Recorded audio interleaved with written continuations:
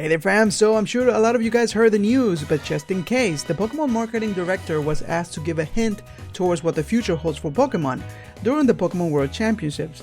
After careful thought, he said one word: flowers. But what does this really mean? Well, here are my thoughts and theories regarding such a vague statement.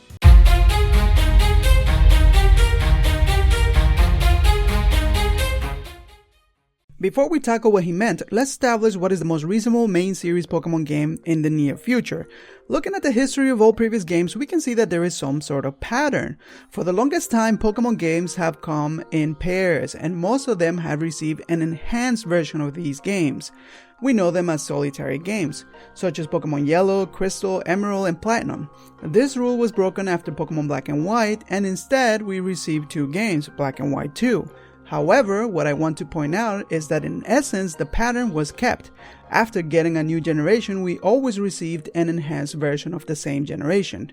Since we already received a new remake, Pokemon Auras, I am pretty confident that the next game in the main series has to be an enhanced version of Kalos. Whether it is a solitary game such as Pokemon Z or two games such as X2 and Y2, we can't tell.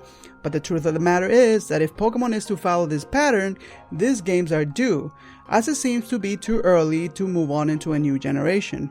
Alright, so what the heck does flowers mean? Looking at Generation 6 and Auras, there are many references to flowers. The most accepted theory is that the director could be hinting to Eternal Flower Floette, which is an unobtainable Pokemon that has not been released yet. What is interesting about this Pokemon is the fact that it's meant to represent AZ's Floette that was spoken of in the Legend of the War 3000 years ago.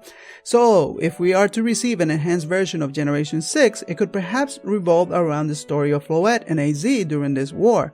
I always like the idea of the next Pokemon game being a prequel to X and Y, and this would suit perfectly. What is also interesting to note is that the infamous ultimate weapon does resemble and behaves much like a flower, as it opens its like petal structures before it fires. Even Lysandre referred to it as a flower. Quote, "The ultimate weapon is a flower that bloomed to no avail." Another interesting fact that could perhaps be a coincidence, but I doubt it. I do believe that Game Freak puts a lot of thought when making these games, and that no details should be overlooked, is the relation of lilies between Lysandre, the ultimate weapon, and the mysterious Floette. Lysandre's Japanese name is Fleur de Lis, fleur meaning flower and lis meaning lily.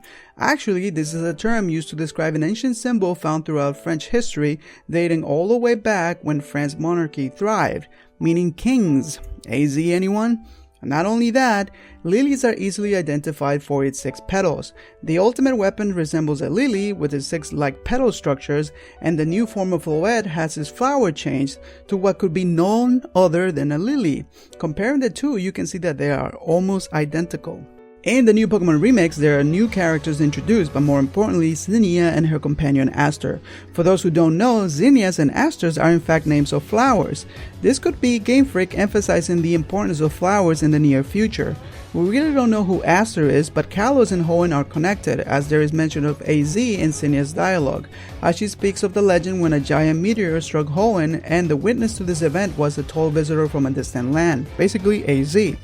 Oddly enough, Zinnia keeps staring at the stars when talking about Aster, and so it happens that Aster is an ancient Greek word that means star, but this is just interesting trivia. The last piece of evidence that could really support the idea of the next game revolving around AZ's Floette and the war 3000 years ago is, in Sootopolis you can find a giant tree at the entrance of the Cave of Origin. You learn that this tree was actually brought here by AZ, and it's in here that the black and red lily makes its appearance once more. I believe that Game Freak has been hinting to us all this time, and all it took was one word to start putting all the pieces of the puzzle together. But anyways, that's just a theory, a Pokemon theory. I should leave it there, I don't want to get sued. Just kidding. But what do you guys think? Let me know in the comments below. Don't forget to follow me on Twitter and subscribe so you don't miss any of my videos. Thank you so much for watching, and until next time, Pokemon fans.